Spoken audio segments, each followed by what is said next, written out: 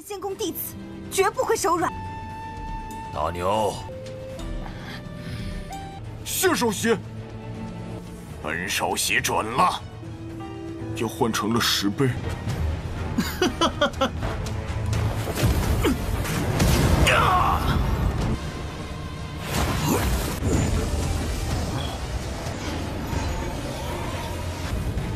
不能让别人来此地。驾驶灵舟全速冲进时空隧道，我们暂时不能过去。我干你Halo guys, welcome back to Kobe Movie. Dan hari Jumat ini kan kawan-kawanku, kita bakal melanjutkan Lord Dewa Tiada Tanding C. Udah Lord ditambah Dewa lagi ya kan. Emang gak ada obat sih Dewa Pak Boy 1 ini mah. Bukan cuma punya banyak cewek, tetapi semua pedangnya aja itu jenis kelaminnya wanita guys. Oke guys, di part 221 di hari ini, episode 242 Nitian Cecun, kita semua bakal melihat Dewa Pak Boy semakin overpower. Dia memperkuat tubuh Dewa Hongmengnya. Tetapi selain itu, bakal ada hal lain yang dilakukan oleh Tan Yun. Hayo, apakah itu? So langsung saja kita review sedikit dulu buat part hari Senin kemarin, di mana kita semua sudah melihat Tan Yun akhirnya mengambil kembali keempat pedang kesayangannya. Sungguh mantap, karena keempat pedang itu berjenis kelamin wanita. Setelah itu, Tan Yun berfokus untuk memperkuat diri, yaitu melatih tubuh Dewa Hongmengnya sampai ke tingkat 3. Dengan begitu, dia bisa melawan musuh di ranah pemurnian jiwa tingkat 9. Dan dengan tubuh yang keras juga, bakal menciptakan perlawanan yang keras pula, anjay. Sementara di Sekte Huangfu, Ketua Tan Tai sudah membuat patung khusus Tan Yun sebagai tanda penghormatan dan terima kasih atas jasa-jasanya selama ini. Walaupun sudah dianggap meninggoy, tetapi semangatnya masih berkobar-kobar di hadapan para murid. Jadi Ketua Tan Tai bertanya kepada mereka semua, apakah bersedia mengikuti ujian tanah abadi lagi nanti? Hayo gimana?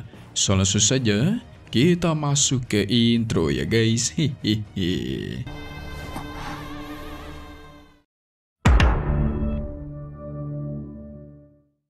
Kemarin kan udah dibahas tuh, kalau bakal ada kompetisi 9 divisi dulu sebelum bisa masuk ke tanah abadi. Nah, walaupun Sekte Huangfu menyerah, mereka tuh tetap harus mengirimkan 100 murid untuk percobaan ke tanah abadi. Walaupun disebut sebagai percobaan tanah abadi, tetapi tetap saja guys menyangkut soal hidup dan mati. Sehingga Ketua Tan Tai membiarkan mereka ikut secara sukarela.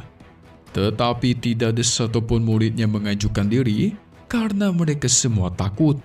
Soalnya itu sama aja mengirimkan murid ke percobaan tanah abadi buat meninggoy. Aduh, bingung juga sih guys.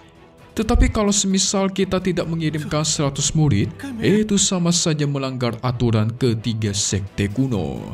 Dan ujung-ujungnya, reputasi sekte mereka bisa dicap sebagai sekte pelanggar aturan dan bakalan hancur guys. Serba salah ya kan? Tapi pada akhirnya ada satu murid yang berani angkat bicara, yaitu Nankong Rusui.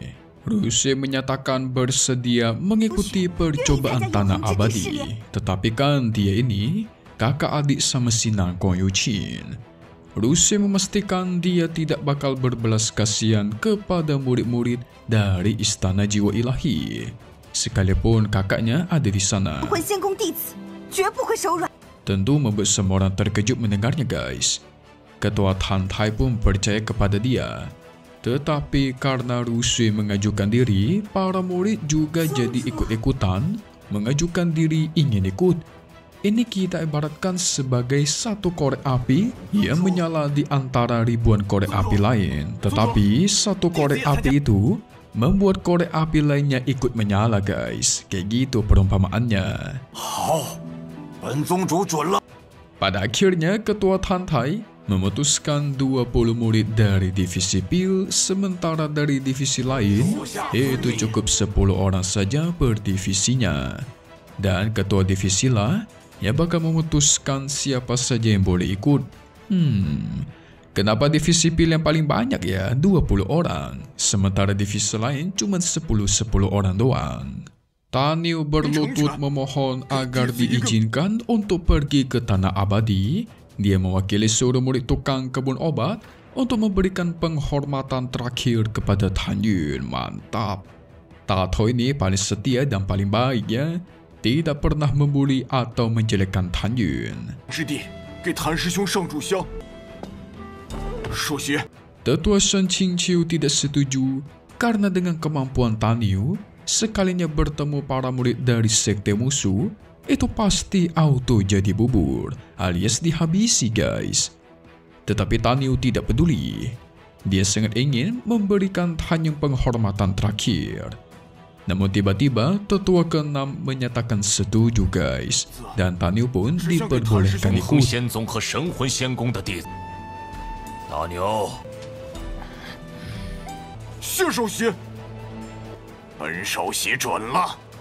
Singkat cerita, 2 bulan kemudian, akhirnya 100 murid terpilih pun dibawa ke percobaan ujian Tanah Abadi.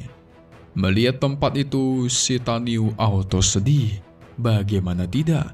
Dia jadi teringat akan masa-masa bersama Tan Yun waktu awal datang ke sekte peri abadi. Itu merupakan momen-momen paling menyenangkan guys. Terus ya, pertama kali waktu mereka datang, sebenarnya di sana itu ada pedang raksasa alias Huo. Tetapi karena waktu itu dicuri sama si Tan Yun, sekarang diganti menjadi tugu raksasa yang bertuliskan Tanah Abadi guys.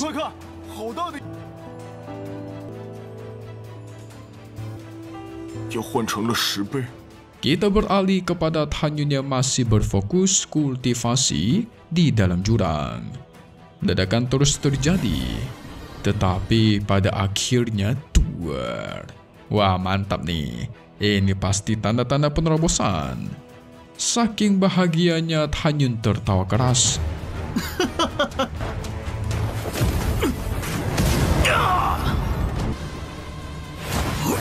Karena tubuh Dewa Hongmengnya sudah mencapai ke tingkat 3. Semua tulang dan jiwanya ditempa sampai semakin keras dan semakin kuat. Tidak lupa, dia mencoba kesadaran spiritualnya, dan kali ini jangkauannya lebih jauh daripada kemarin. Kekuatan jiwanya sebanding dengan musuh di ranah pemurnian jiwa tingkat 9. Kekuatan deteksi mencapai 690 mil. Wah, jauh banget tuh. Bisa 700 atau sampai 800 km lebih.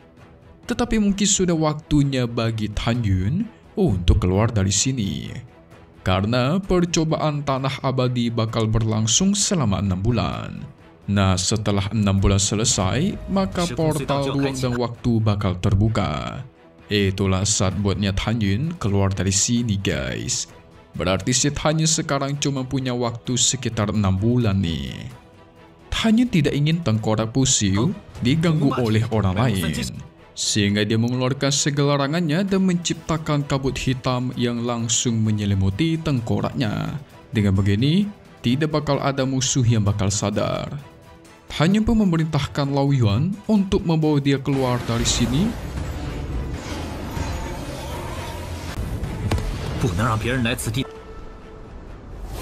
Dalam kurun waktu sekitar setengah tahun. Mantap. Makin dekat buat keluar nih.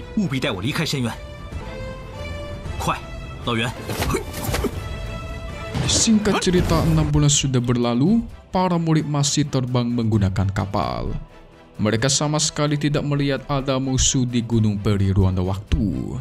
Apa jangan-jangan sudah keluar melalui portal ya? Tetapi Rushe memastikan agar berhati-hati, karena mereka tidak tahu guys. Para musuh bisa saja menunggu di dekat gunung dan tiba-tiba menyergap mereka. Sehingga Rushe memutuskan bakal pergi ke sana setelah tersisa waktu 20 napas sebelum portalnya tertutup. Dalam waktu 20 napas itu, kapal mereka bakal dipacu sampai kecepatan tertinggi untuk memasuki portal. Jadi waktunya mepet banget, Dan mungkin para musuh udah keburu masuk duluan ya kan? Harusnya dengan begitu jauh lebih aman. 驾驶灵舟全速冲进时空隧道，我们暂时不能过去。 Perjalanan terus berlangsung dan benar aja guys, di sisi portal, para murid dari kedua sekte musuh itu sudah menunggu. Menunggu kedatangan kapalnya murid-murid dari sekte Huangfu. Ruse murid itu langsung memerintahkan semua murid untuk bersiap. 他们来了。 Karena ada banyak sekali murid yang menunggu di depan portal. Waduh. Segera mereka melancarkan serangan gabungan. Para murid dari sekte musuh sudah lama menunggu kedatangan murid-murid sekte Huangfu. 终于等到你们了。 Menyadari kalau serangan gabungan ini terlalu kuat, para murid sekte Huangfu tidak ada pilihan selain meninggalkan kapalnya. Dan kapalnya pun langsung disimpan guys. Tetapi sayang, salah satu murid itu gagal menghindar dan langsung berubah menjadi abu. Waduh. Ruse pun memerintahkan agar semua murid segera memasuki portal ruang dan waktu karena sudah tidak ada pilihan. Tetapi sial,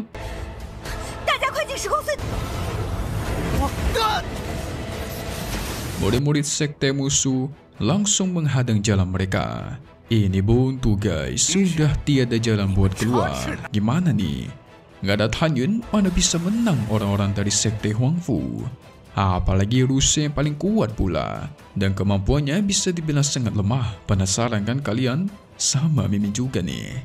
So mari kita masuk ke bagian review buat part 222 Nitian Cecun Against the Sky Supreme di hari Senin lagi. Oke guys, jadi di sini para murid sekte musuh sombong sekali. Begitu meremehkan para murid sekte Huangfu. Mereka kira cuma melawan semut. Kayak pakai upil doang udah cukup guys. Tetapi aneh, tiba-tiba terjadi suatu kejadian yang mengejutkan. Di mana semua murid sekte musuh itu jatuh dari pedang terbangnya. Dan pedang terbangnya malah terbang menusuk mereka semua guys. Hah? Kenapa tuh? Yes, benar. Itu adalah perbuatan Dewa Pakboy. Membuat semua murid melihatnya auto terkejut.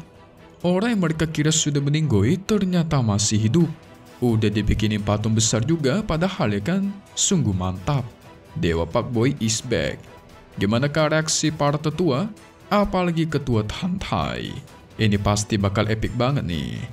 So kita tunggu lagi di part 222 NTZZ episode 243 Nitian Cecun. Dia bakal rilis lagi di hari Senin sore guys. Tapi satu hal yang pasti cuman di sini. Thank you buat kalian semua nonton dan selalu support channel Mimin. Semoga kalian semua sehat selalu. Mimin mau pamit undur diri dulu. Kita bakal ketemu lagi di video-video selanjutnya. Oke kalau gitu, see you guys.